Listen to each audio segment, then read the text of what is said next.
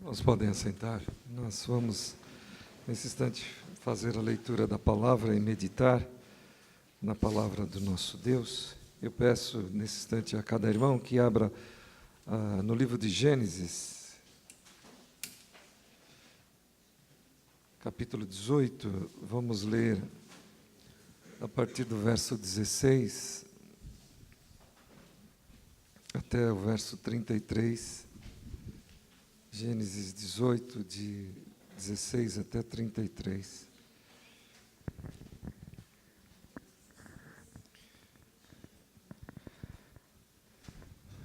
Gênesis 18, de 16 a 33. Quando aqueles homens se levantaram dali, olharam para Sodoma, e Abraão ia com eles para os encaminhar.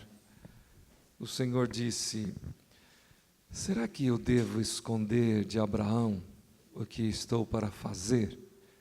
Visto que Abraão certamente virá a ser uma grande e poderosa nação, e nele serão benditas todas as nações da terra. Porque eu os escolhi para que ordene aos seus filhos e à sua casa depois dele, a fim de que guardem o caminho do Senhor e pratiquem a justiça e o juízo, para que o Senhor faça vir sobre Abraão o que lhe prometeu.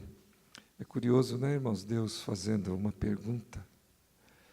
Então o Senhor disse: o clamor contra Sodoma e Gomorra tem aumentado e o seu pecado é gravíssimo. Descerei e verei se de fato o que tem praticado corresponde a este clamor que veio até mim. Interessante o que a palavra nos diz. Quem é que está clamando aqui, irmãos? E se este não for o caso, eu ficarei sabendo. Assim, aqueles homens partiram dali e foram para Sodoma, mas Abraão ainda permaneceu na presença do Senhor. E aproximando-se, Abraão perguntou: será que vais destruir o justo com o ímpio? Se houver por acaso 50 justos na cidade, ainda assim destruirás e não pouparás o lugar por amor dos 50 justos que nela se encontram? Longe de ti fazeres tal coisa, matar o justo com o ímpio, como se o justo fosse igual ao ímpio. Longe de ti, será que o juiz de toda a terra não faria justiça? Então o Senhor disse: se eu encontrar 50 justos dentro da cidade de Sodoma, pouparei a cidade toda por amor a eles. Abraão continuou: eis que me atrevi a falar ao Senhor, eu que sou pó e cinza. Caso faltarem 5 para 50 justos, destruirás por isso toda a cidade? Deus respondeu: não a destruirei se eu encontrar ali 45. Então Abraão disse: e se por acaso houver ali apenas 40? Deus respondeu: não farei por amor aos 40. Abraão insistiu: não se ire o Senhor se eu continuar a falar. E se houver ali apenas 30? O Senhor respondeu: não o farei se eu encontrar ali 30. Abraão continuou: eis que me atrevi a falar ao Senhor. E se por acaso houver ali apenas 20? O Senhor respondeu: não a destruirei por amor aos 20. Finalmente Abraão disse: não se ire o Senhor se lhe falo somente mais esta vez, e se por acaso houver ali apenas 10? O Senhor respondeu: não a destruirei por amor aos 10. Quando acabou de falar com Abraão, o Senhor se retirou e Abraão voltou para onde estava antes. Que diálogo interessante, não é mesmo, irmãos? Entre Abraão e Deus, através da sua representação, através daqueles que Deus enviou até eles. Mas nós queremos, a partir desse texto tão interessante, curioso, através desse diálogo que nós podemos observar, comentar um pouco a respeito da igreja no local. Normalmente chamamos uma igreja em determinado endereço como igreja local, né? A igreja local de Jundiaí fica na rua Doutor Odil Campos Sais, ou Rua Fortunato Mori, cruzando as duas, nós encontramos a igreja local, a IPI local de Jundiaí. Mas nós queremos falar da igreja no local, a igreja do Senhor no local, já que também este é um assunto de debate aí dos nossos dias. Os jovens debateram a relevância da igreja, falaram sobre, muitas vezes, posições que dão conta da não necessidade de se frequentar uma igreja, da decisão de não frequentar uma igreja. Então, nós aproveitamos também esse ambiente para comentarmos e meditarmos nesse texto, que eu convido os irmãos a olharem e verem e perceberem aí o povo de Deus sendo representado e o que Deus quer desse povo no local onde ele está. Então, em meio a estes dias diferentes que estamos vivendo, também porque nós temos sido bastante atacados e questionados, colocados em xeque, a nossa fé tem sido colocada em xeque nos dias atuais, com tantas posturas e posições, e desta maneira precisamos ter uma resposta a tudo isso, até as nossas reflexões, né? Aquilo que Deus nos convida ao lermos a sua palavra. E me pus a pensar sobre a importância do povo cristão para a comunidade onde ele está integrado, essa importância como um participante das ações, nas decisões, nos planos, nos projetos e sonhos, enfim, tudo aquilo que contribui para o desenvolvimento e reconhecimento deste local como um ambiente de paz e progresso. A igreja, portanto, tem o seu valor e a sua relevância nesse processo. E é importante que nós saibamos identificá-lo para que também, como participantes, como membros da igreja, nós assim assumamos o nosso papel, a nossa responsabilidade. Relembrando, então, alguns relatos a respeito da participação desta comunidade local, que completará neste ano 63 anos. Então, vejam só, estamos falando de uma comunidade já sexagenária, né? De uma comunidade que viveu mais de meio século neste local. Então, duas coisas são muito importantes nós avaliarmos quando falamos da idade da igreja no local. Primeiro é que ela está aí, está aberta, está atuante, está presente, está desenvolvendo, está fazendo provavelmente aquilo que Deus quer que ela faça, né? Senão, provavelmente não estaria mais aí. E, ao mesmo tempo, nós, por estarmos há 63 anos, eu creio, temos uma maturidade suficiente para compreendermos, por exemplo, qual é o quadro desse local onde nós estamos inseridos. Eu creio que a nossa visão, o nosso olhar, já pelo tempo, talvez a gente diga assim, mas eu cheguei ontem, por exemplo, o Eduardo, né? Cheguei na metade do ano passado, mas nós não devemos pensar que Deus, por exemplo, vai agir através do Eduardo só por aquilo que ele está tendo como experiência pessoal. Ele está fazendo parte agora de uma comunidade de mais de 60 anos. E aquilo que vamos dizer assim, a mentalidade, a consciência desta comunidade no local, já começa a influenciar ele também. Então, isso é muito importante que nós tenhamos como possibilidade. Em outras palavras, nós estamos nesse local, já fazemos parte desta comunidade. Se isso não acontece, até deveria acontecer. A cidade já deveria saber que aqui, nesse endereço, há realmente uma comunidade que serve ao Senhor. Mas, nessa reflexão, nessa lembrança, também pensei de alguns trechos das Escrituras, como, por exemplo, Atos 2,47, que diz que o povo contava com a simpatia do povo, ou melhor, a igreja contava com a simpatia do povo, e Deus produzia o desenvolvimento dela naquele lugar.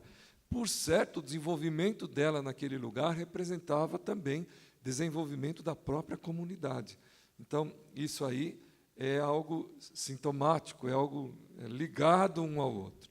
Mas lembrei também do texto de Tessalônica, ou melhor, do texto de Atos 17, versículo 16, que narra o episódio da igreja em Tessalônica, porque naquele lugar, algumas pessoas, alguns judeus, invadiram a casa de um cristão chamado Jason, proclamando que os que transtornaram o mundo tinham chegado ali.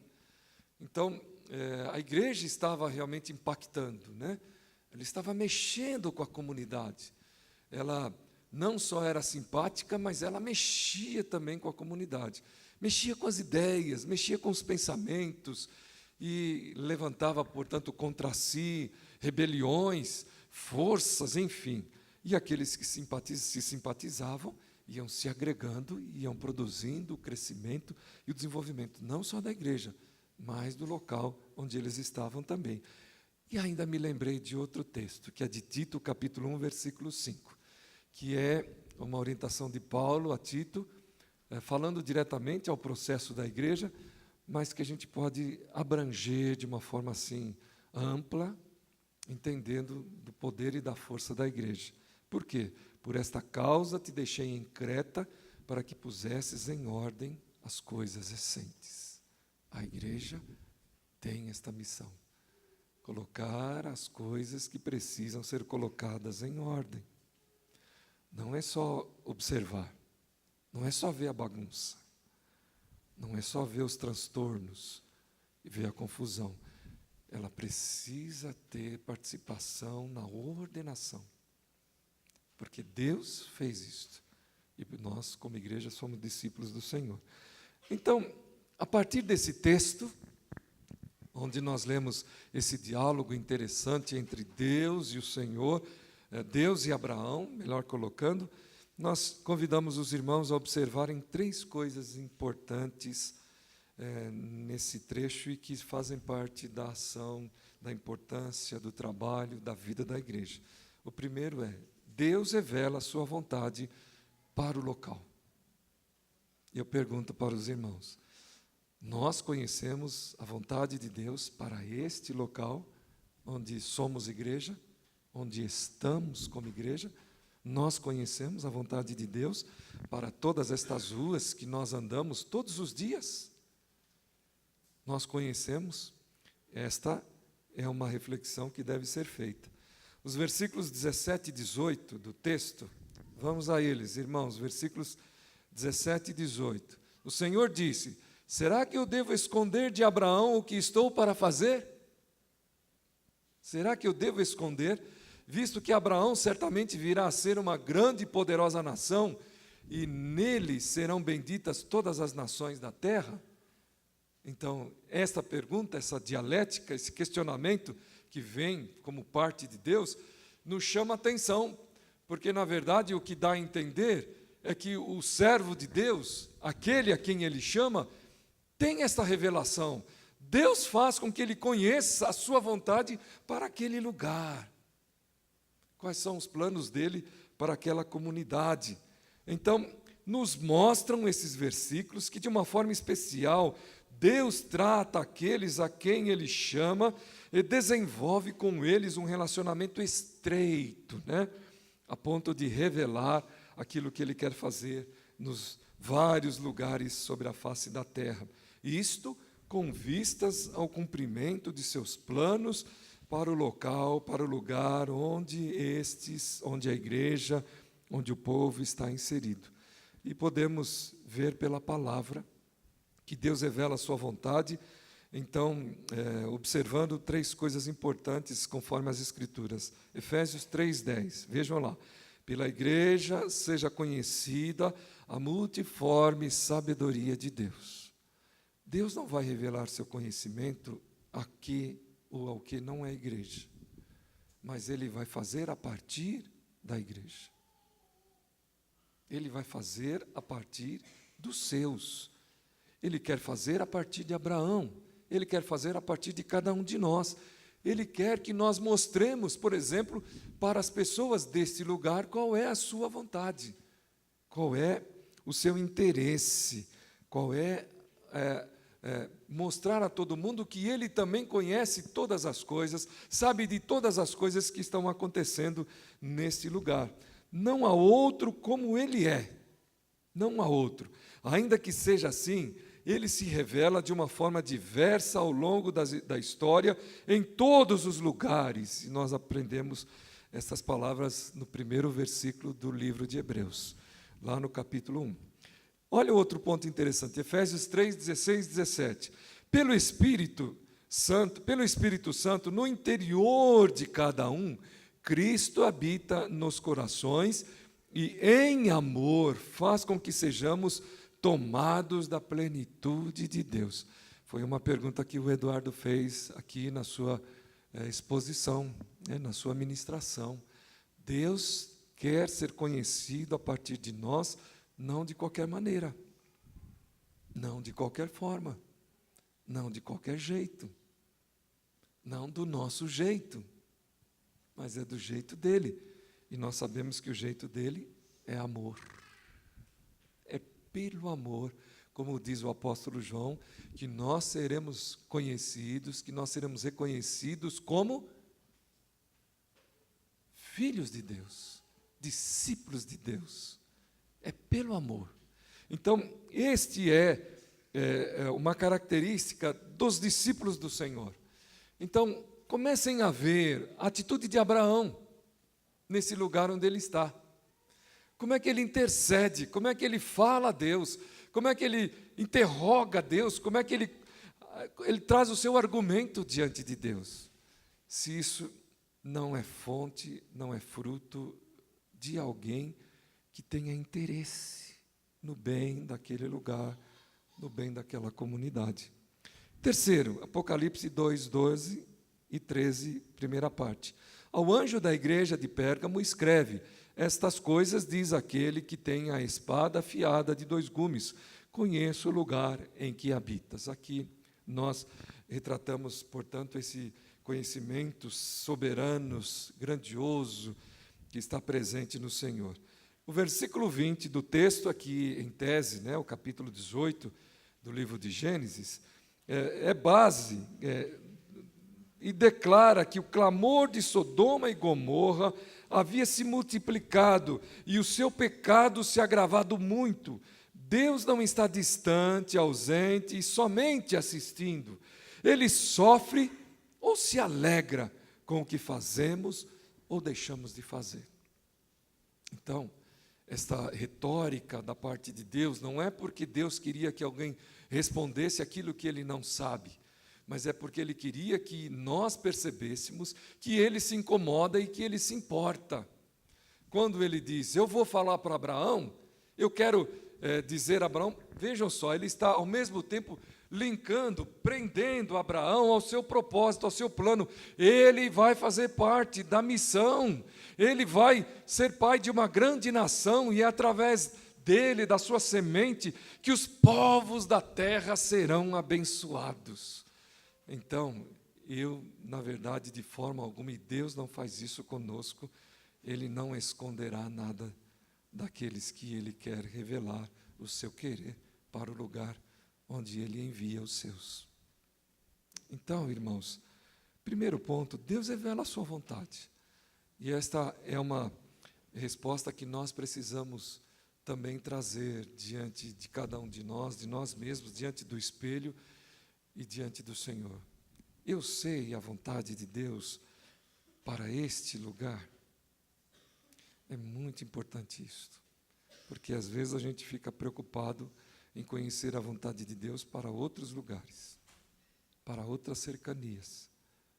E Deus quer que nós conheçamos a sua vontade para este lugar. Então, que nós possamos dar atenção.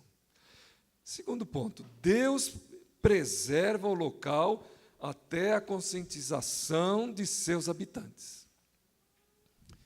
o diálogo que Abraão trava com Deus estabelece duas categorias de pessoas, os justos e os ímpios. Ele fala isto. E quando nós encontramos as respostas, as perguntas sendo aí travando esse diálogo, nós vamos percebendo que a vontade de Deus, na verdade, é que este povo conheça. Vejam bem isto. A mensagem profética, especialmente em Israel, apresentada no Antigo Testamento, dá-nos a entender que não há prazer no coração de Deus na destruição das coisas que Ele mesmo criou. Isso é muito claro. Nos momentos em que a criação precisou passar por esta experiência, a da destruição, percebe-se, através do que nos foi relatado, a tristeza e decepção, ainda que soubesse, no coração divino. Nós estávamos comentando isso com as nossas duas irmãs, Amélia e Maria, para quem nós conversamos hoje pela manhã na escola dominical. Estávamos conversando sobre a tristeza de Deus, porque o nosso assunto era alegria. Então, nós dizíamos que desde que o homem pecou, uma multidão de motivos de tristeza se acumularam diante do Senhor e no coração de Deus. Os irmãos já pensaram nisso? Que uma multidão, uma quantidade incontável por nós não temos, quase como as areias do mar, como diz o texto das Escrituras, como as estrelas do céu, foram levantados de motivos para que Deus pudesse entristecer. E nós fizemos um pequeno exercício. Estávamos ali, eu, a irmã Maria e a irmã Amélia. Então, nós somamos as idades, nós tínhamos ali aproximadamente 300 anos. 300 anos. Então, nós dissemos o seguinte, olha, não é que a gente só fez coisa ruim e por isso foram 300 anos, né, contando horas, minutos e segundos de tristeza. Há muitas coisas que eu creio Deus se alegrou também conosco.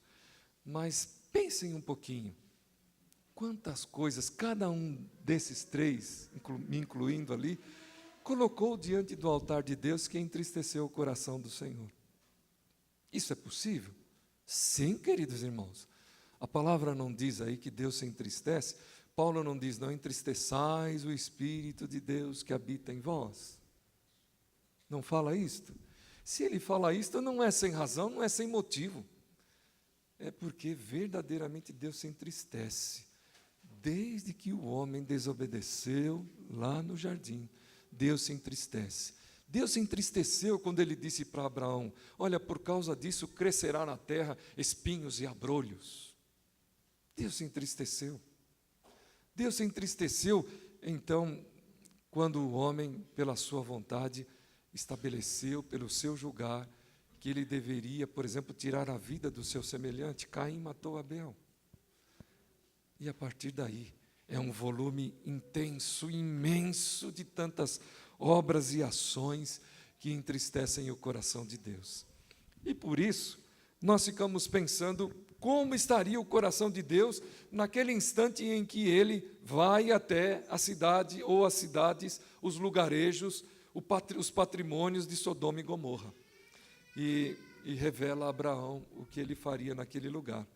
Mas o livro de João, capítulo 8, versículo 32, diz que conhecereis a verdade e ela vos libertará. O processo da libertação é precedido por um amplo trabalho dos céus na busca de esclarecer o coração humano, vide João Batista e todos os profetas que se levantaram. Atos 17:30. Ora, não levou Deus em conta os tempos da ignorância. Agora, porém, notifica aos homens que todos e em toda parte se arrependam. Estas palavras são de Paulo aos filósofos atenienses em seu discurso lá no Areópago, no primeiro século da era cristã. Mateus 24:14. E será pregado este evangelho do reino por todo o mundo, para testemunho de todas as nações, então virá o fim. Enquanto uma pessoa ainda não tiver ouvido de Jesus, Deus aguardará. Isto é um mistério, porque, na verdade, a gente até não sabe direito como esse processo se dá. A gente só sabe o seguinte: fala, abre a boca, seja atalaia, anuncie, proclame, a tempo e a fora de tempo. Como todos os ouvidos vão ouvir, nós não sabemos. E até às vezes a gente fica perguntando, mas será? Nós estamos na era da comunicação, nós estamos na era da internet. O que eu faço aqui hoje, lá no Japão, lá do outro lado do mundo, se sabe. Hoje está acontecendo lá na Coreia do Sul, o que, irmãos? Os Jogos Abertos da onde? De inverno. E nós sabemos hoje. Quem sabe no passado isso demorava 3, 4, 5 meses para que a gente tivesse alguma notícia. E nós estamos vendo, online, né? Acontece, a gente já conhece, a gente já sabe o resultado. E aí a gente fica perguntando, será? Será que tem alguém que ainda não ouviu de Jesus Cristo?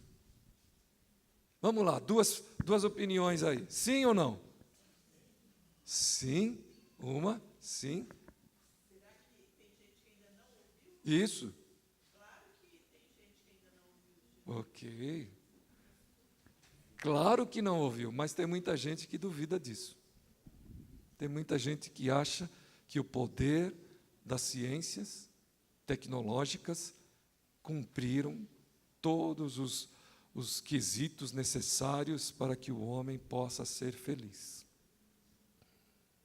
E isto não aconteceu. Na verdade, há muito que ser falado. E o que nós aprendemos nas Escrituras, e nesse trecho especialmente, que narra esse acontecimento em Sodoma e Gomorra, nos faz perceber isto. Eu não sei se os irmãos lembram-se bem, mas morava um cristão, morava um servo de Deus lá em Sodoma e Gomorra, não é? Chamado Ló. Morava alguém lá, servo de Deus. Alguém por quem o tio Abraão se preocupava e orava, com certeza. Então nós podemos perceber que o nosso Deus mandava realmente recados para todo lugar. Ele mandou Jonas ir para Nínive. Deus mandou que o seu povo fosse para Babilônia. Não há lugar, portanto, que Deus não se preocupe. Não há ímpio que Deus não se preocupe com ele. Não há pessoa que Deus não queira falar a respeito da sua salvação. Ainda que tentado, como nos apresenta o livro de Jó, Deus se compromete por amor a nos dar uma nova oportunidade para que nos arrependamos. Porém, há um tempo para este propósito de Deus. E aqui está no coração dele, e por mais que ele nos ame e através de Jesus nos mostrou o tamanho amor, ele não quis nos revelar isto. Eu sei que tem muita gente que ao longo da história já até achou essa data, já até fez cálculos, já até identificou o tempo, não sei como, porque o próprio Cristo disse que isso não cabia para nós. Então essa pessoa foi até mais privilegiada do que o filho, né? Não sei como, porque não foi revelado nem ao filho, e o filho disse, isso nem eu sei, só o pai sabe, mas tem muita gente que já andou dizendo por aí. E o terceiro ponto muito importante, Deus envia o seu povo para o trabalho da conscientização dos locais. Ao ser deixado pelos anjos que se dirigiram para os lados de Sodoma e Gomorra, Abraão permanece na presença de Deus. Sua ação é impressionante e dramática, pois corajosamente ele intercede pelo lugar. Recorrendo a um jogo de palavras, desenvolve alguns testes para que se apure de forma clara a misericórdia presente no coração de Deus. Se houver 90 justos, e aí vai, né? Até chegar o número de 10, e poderia ser 1, porque a parábola da ovelha perdida, lá em Lucas 15, 3-7, Jesus diz que o pastor deixa 99 ovelhas boas para ir atrás de uma que esteja perdida. Destruirás o lugar, matarás o justo com o ímpio. Romanos 3,10 nos lembra que não há nenhum justo, porém, justificados mediante a fé em Cristo Jesus, segundo Romanos 3, 21, 24. Daí a importância de nós falarmos de Jesus, de nós testemunharmos Jesus, de nós mostrarmos Jesus através de nós. Porque não tem justo, porque nós não somos justos, mas justificados nós fomos aceitos graças a Jesus. Como Abraão, o povo de Deus é enviado como foi o próprio Jesus. João 20, 21 e 22. É por este propósito que se faz necessário ao povo de Deus atentar para as recomendações de Jesus. Sois sal da terra, sois a luz do mundo. Mateus 5, 13 a 16. Disse Jesus: eu sou a luz do mundo. Quem me segue não andará em trevas. Pelo contrário, terá a luz da vida. João 8, 12. Jesus recomenda que devamos amar os nossos inimigos e orar pelos que nos perseguem. Mateus 5,44.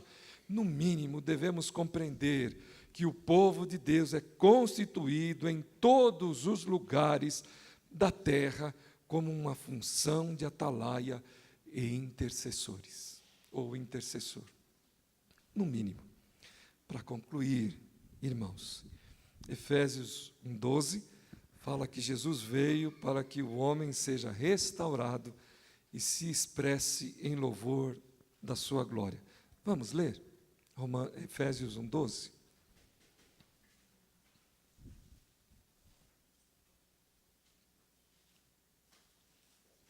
Quem encontrou, por favor, nos ajude. Leia.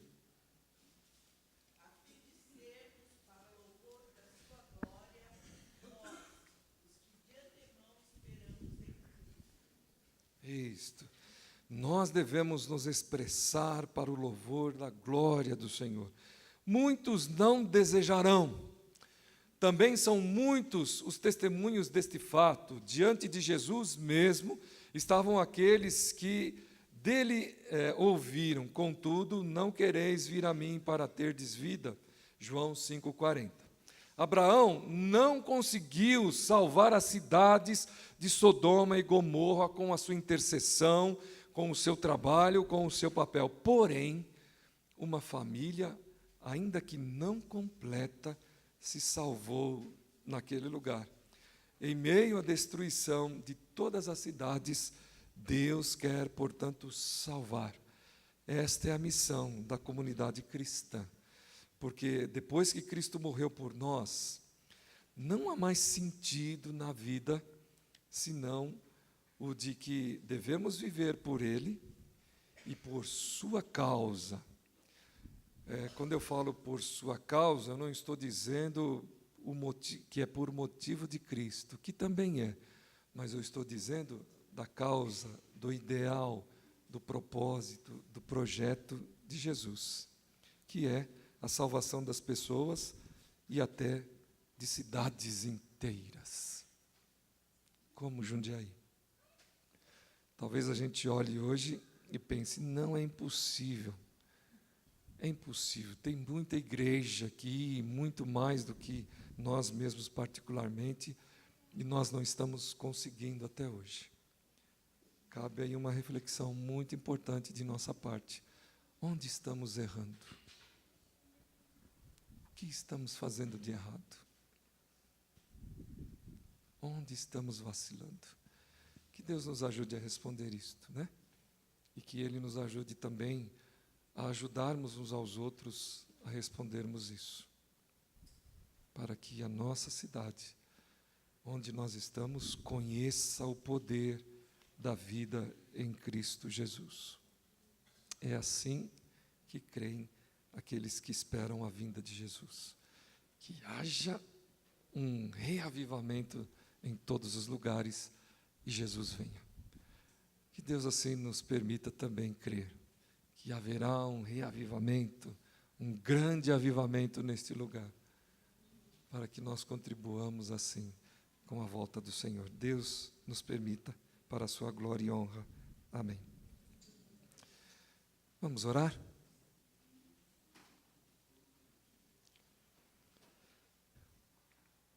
Pai Santo e querido, nós nos alegramos porque o Senhor aqui está e porque a Tua palavra é viva e eficaz e porque nela nós aprendemos direitinho, Senhor, aquilo que os que estão nas Tuas mãos devem fazer. Aprendemos direitinho como o Senhor se relaciona com a humanidade, com as pessoas. Como o Senhor ama as pessoas a tal ponto de tratá-las até como um parceiro, como um igual. Que o Senhor quer salvar toda a humanidade, os ímpios, todos da humanidade, todos que ainda não conheceram a Jesus. E todos que conheceram, o Senhor já estabeleceu a sua promessa. E nela confiamos e esperamos estar participantes, vivos nesta promessa. Nós te pedimos, Pai querido, abençoa esta igreja e que ela perceba que ela é igreja neste local. Não só uma igreja local, mas que ela é igreja neste local. E que ela viva neste local e proclame luz e vida. Pedimos, pois, por Cristo Jesus. Amém.